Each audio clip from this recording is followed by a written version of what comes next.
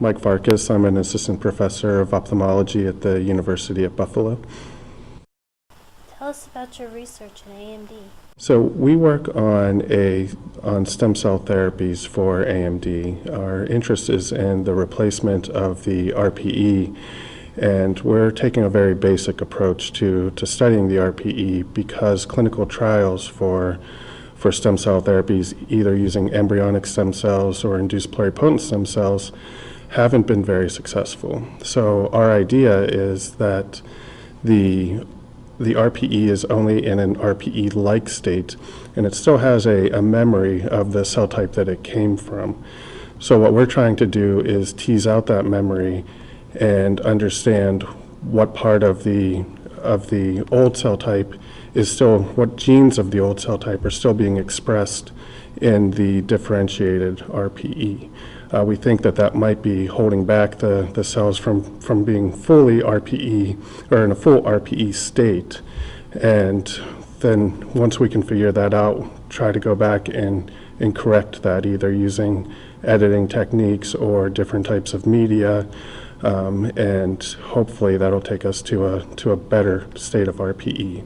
So the memory is kind of like a roadmap, and if we had a city that was laid out but we wanted to put a new city in there, we wipe out all the buildings and then just put a new city on top of that, and on the face of it looks like a new city and it looks like the city that we want, but the streets in that city are still like the old city, so it's not going to function properly as a city. So we're trying to rearrange those streets so that they line up in the right way.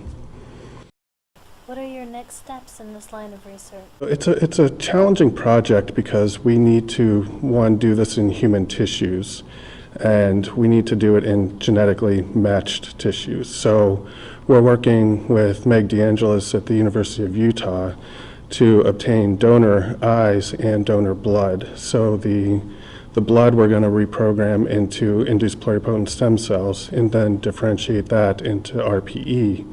And we're going to compare the memory along those lines and see how it matches with the native RPE, or the RPE from the eye.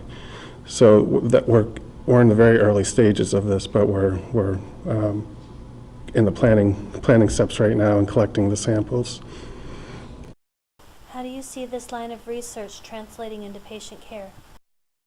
Our hope is that if we can develop a better RPE, or a differentiated RPE from patient cells, for those people with advanced stages of macular degeneration or other eye diseases that cause loss of the RPE, where there are no other treatments, that will be able to do transplantation and have a successful long-term transplantation that either prevents the disease from progressing further, or it improves vision to something of a normal state.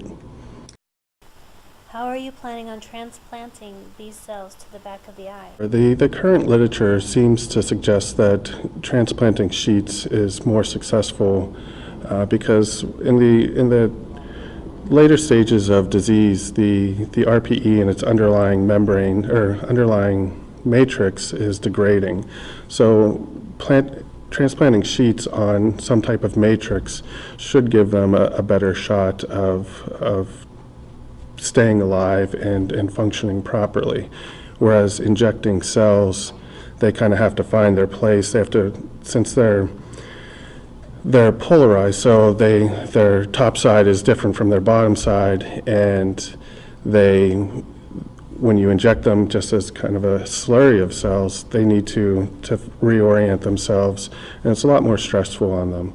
So we think that the sheets are probably the better option right now.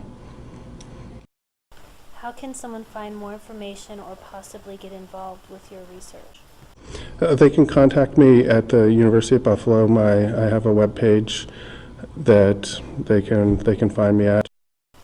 Are there any other projects you're working on in your lab that you'd like to share? So we are taking another approach to studying eye disease and development of retinal tissues that involves long non-coding RNAs. And long non-coding RNAs are a relatively new class of RNA that aren't very well studied. and they're really understudied in the eye. So we're taking a basic approach to understanding what they are, what they do. From what we know, long non-coding RNAs are kind of traffic signals in the cell. They tell which genes to be expressed or which to turn off.